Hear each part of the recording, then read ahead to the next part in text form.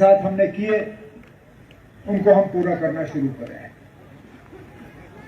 सबसे पहले जैसे ही असेंबली का सेशन लगा, हमने आपके दिल की बात असेंबली में लाई।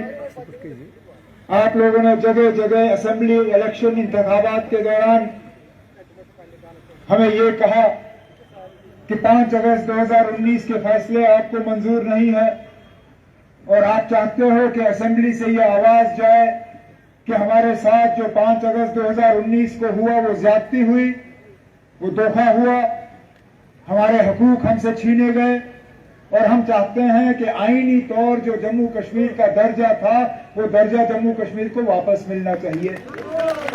बिल्कुल यही बात मेहदी मीर साहब ने, हसनैन मसूदी साहब ने, सुरेंद्र चौधरी साहब ने और हमारे बाकी एमएलए ने किया। हमने कहा कि असेंबली के जरिए हम आपके दिल की बात सामने रख के मरकज को कहेंगे कि जो हमारे साथ हुआ ठीक नहीं हुआ। जब काबीना की पहली बैठक हुई, जब काबीना की पहली मीटिंग हुई, हमने उसमें जम्मू कश्मीर को दोबारा रियासत का दर्जा वापस मिलने पे एक रेजोल्यूशन पास करके मैंने खुद अपने हाथों से वजीर आजम साहब के हाथ में डाला। अब कुछ लोगों को यह भी पसंद नहीं है, तो कहते हैं अब रियासत हमारी मंजिल नहीं है। तो हमने कब कहा रियासत हमारी मंजिल है? हमने कब कहा कि रियासत हासिल करके हम खामोश रहेंगे? हम कहते हैं कि रियासत है जो है हमारी मंजिल तक पहुंचने का एक जरिया है। जिस तरह आप यहां से जब आपको श्रीनगर सेक्रेटरीट जाना होता है, क्या आप आंख बंद करके फटाफट श्रीनगर पहुंच जाते हो?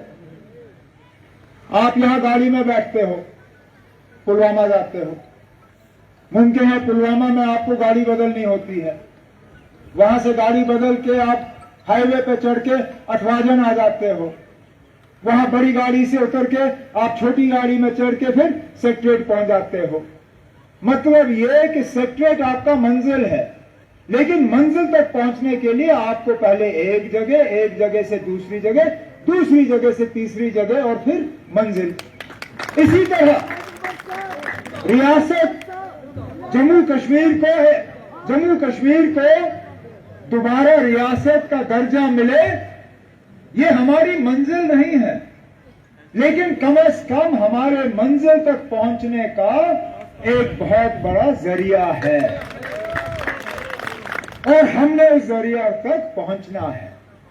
अब मुझे तो लोग कहते हैं क्यों आपको रियासत की क्या फिक्र है? अरे ना, वो मुझ जैसे लोगों से पूछिए जिन्होंने रियासत में भी वजीर आला के तौर पे काम किया है। आप जानना चाहते हो रियासत और यूटी में इतना फर्क क्या है? मैं आपको बताऊंगा। जब रियासत के वजीर आला के तौर पे मैं अफसरों को कहता था कि ये काम करना है, वो 10 तरीके निकालते थे कि वो काम कैसे मुमकिन होगा। यहां बैठ के अगर मैं किसी अफसर से कहता कि इस दरिया पे पुल बनाना है, वो 10 नक्शे बनाते, इस पुल को इस नक्शे के तहत हम बना सकते हैं। यूटी के वजीर आला के तौर पे जब मैं अफसरों को कहता हूं कि ये काम करना है, वो 10 बहाने मुझे बनाते देखते हैं कि ना ये काम क्यों नहीं हो सकता है। हर चीज में कहीं ना कहीं रुकावट डालने की कोशिश की जाती है। क्या आपके हुकूमत को हक नहीं होना चाहिए कि हम खुद तय करें कि हमारे अफसर कौन होने चाहिए? क्या हम ये तय नहीं करने चाहिए कि हमारे ऊपर कौन से कानून लागू होने चाहिए? क्या ये हमारा हक नहीं होना चाहिए कि हम तय करें कि किसी कारखाने में कितने लोग हमारे लगे? अरे हम कोई ऐसी बात नहीं कर रहे जो दूसरे नहीं करते, तो कसूर हमारा क्या? हमारे हमसाये में रियासत है हिमाचल प्रदेश, नाम सुना होगा। हिमाचल प्रदेश के कानून और हमारे कानून में फर्क देखिए। वहां जब फैक्ट्री लगती है, वहां जब होटल लगता है, वहां जब किसी को ठेका मिलता है, तो लाजमी तौर उस फैक्ट्री में, उस होटल में, उस ठेके में 70% लोग जो हैं वहां के लोकल लगते हैं। 70%। और ये कानून है उनका। अगर 70% उस फैक्ट्री में लोकल नहीं लगते हैं, उस फैक्ट्री को जब्त किया जाता है।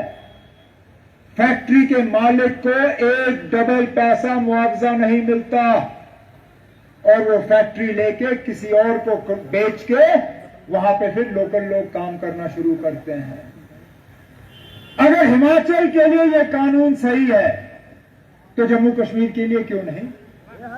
यहां जो ठेके लगते हैं, यहां जो बड़े कारखाने बनते हैं, यहां जो होटल बनते हैं, क्या हमारे लोकल लोगों को इनमें काम करने का कोई अधिकार नहीं है, कोई हक नहीं है? क्या हमारे नौजवानों को इनमें रोजगार हासिल करने का कोई हक नहीं है? तभी तो हम कहते हैं कि हमारे और बाकियों में फर्क क्यों? अगर वो कानून हिमाचल के लिए ठीक है तो वो कानून जम्मू कश्मीर के लिए भी ठीक है। और इंशाअल्लाह आपकी हुकूमत एक ऐसी कानून यहां पर लागू करेगी जिससे कि यहां के लोगों को ही यहां का रोजगार मिलेगा। जिस तरह डिप्टी सीएम ने अपने तकरीर में कहा कि हमारी दरियाओं पे हक हमारा होना चाहिए, यहां से पत्थर निकले वो हम निकालेंगे, यहां से रेत निकले वो हम निकालेंगे, यहां का सामान हमारे इस्तेमाल के लिए होगा वो हम इस्तेमाल करेंगे। हमारे गुजर बकरियार भाइयों को जिनको फॉरेस्ट राइट एक्ट के तहत जंगलों का हक मिलना चाहिए था, जो नहीं मिला, वो फॉरेस्ट राइट एक्ट के तहत हकूक आप लोगों को मिल जाएगा और इस हुकूमत के जरिए आपको मिलेगा। शुरुआत हमने की, मैं मायूस नहीं हूं। मेरे वालिद साहब अक्सर मुझे याद दिलाते हैं कि मायूसी कुफर है, मायूसी की कोई गुंजाइश नहीं। एक यूटी होने के बावजूद हमने असेंबली में रेजोल्यूशन लाई, हमने कैबिनेट में करारदाद पास किए, हमने बजट के तहत कुछ ऐसे फैसले लिए जिससे कि सबसे ज्यादा गरीब लोगों को थोड़ी सी जो है राहत का सांस लेने का मौका मिला। चलिए, बड़ी बात नहीं है, बड़ी बात नहीं है, लेकिन आज हमारी खवातीन, हमारी माएं बहनें सरकारी बस पे चढ़ के बिना टिकट के सवारी कर सकते हैं। इस साल सर्दियों में हमने बिजली के निजाम को बेहतर किया।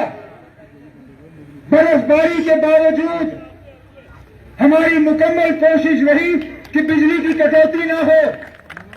अब मुझे मालूम है हमने आपके साथ बिजली के बिल के राहत की भी बात की और इंशाअल्लाह उस राहत का ऑर्डर भी हमने इस हुकूमत के जरिए यहां से पास कराया।